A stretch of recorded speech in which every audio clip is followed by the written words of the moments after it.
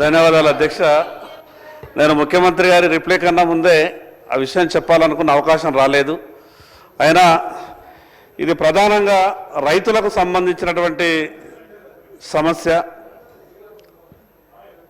ఆ చెప్పినటువంటి విషయంలో ఎందుకంటే ముఖ్యమంత్రి గారు అనేక సందర్భాల్లో ఆ రైతులకు సంబంధించిన విషయం మాట్లాడినప్పుడు నేను పోయిన బడ్జెట్లో అవకాశం రాలేదు.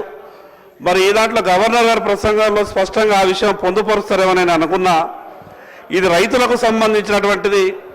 రైతులకు కాలాలు కలిసి రాక పంటల దిగుబడి రాక చాలా ఇబ్బంది పడుతూ ఉన్నారు.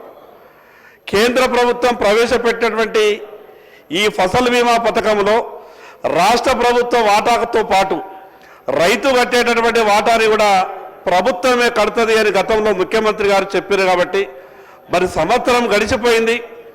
ఈ సంవత్సరం అన్న రైతులు కట్టేటటువంటి ఫసల్ బీమా పంటల బీమా పథకంలో నేరుగా ఆ మొత్తం వాటాని కూడా ప్రభుత్వమే కట్టే విధంగా మరి చర్యలు తీసుకుంటారేమో ముఖ్యమంత్రి గారి రిప్లైలో సమాధానం వస్తారన్న ఆలోచనతోనే నేను మిమ్మల్ని రిక్వెస్ట్ చేసే ప్రయత్నం చేసిన.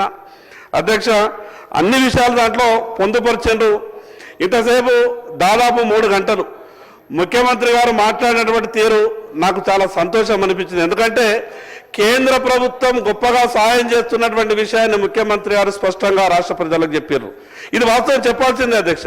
మేము ఎందుకంటే నేను కూడా అనేక సందర్భాల్లో ముఖ్యమంత్రి గారి దగ్గరికి మంత్రి గారి దగ్గరికి ఏదైనా పని కొరకు వెళ్ళినప్పుడు తర్వాత పని జరిగినప్పుడు వాళ్ళు స్పందించినటువంటి తీరు చూసిన తర్వాత మాది బీజేపీ అని వాళ్ళది కాంగ్రెస్ అని ఆలోచించకుండా నిర్మమాటంగా చేసిన పనికి కొంత ధన్యవాదాలు చెప్తాం.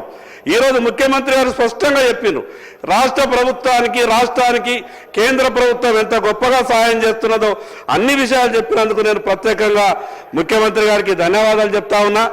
ఒక్కడే విషయం, మరి ముఖ్యమంత్రి గారికి రిప్లై అయిపోయింది కాబట్టి తర్వాత ఈ ఫసల్ బీమా పంటల బీమా గురించి మాత్రం ప్రత్యేకంగా రైతులు విపరీతంగా ఇబ్బంది పడతా ఉన్నారు.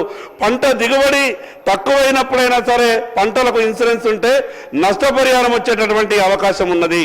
దీనివల్ల ప్రభుత్వానికి కూడా కొంత భారం తగ్గుతుంది. కాబట్టి ప్రభుత్వానికి కూడా భారం తగ్గిపోతుంది. కాబట్టి అతి వర్షాలు వచ్చినా వర్షాలు పడకపోయినా ఏదైనా ఆ రకంగా రైతులకు ఇబ్బంది ఉన్నప్పుడు ప్రభుత్వం ఈ పంటల బీమా పథకంలో ఖచ్చితంగా రైతులు కట్టేటటువంటి ప్రీమియాన్ని ప్రభుత్వమే పూర్తిగా కట్టి రైతులకు సహాయం చేసే విధంగా ఆదుకోవాలని మీ ద్వారా ముఖ్యమంత్రి గారికి విజ్ఞప్తి చేస్తున్నా. థ్యాంక్ యూ అధ్యక్ష.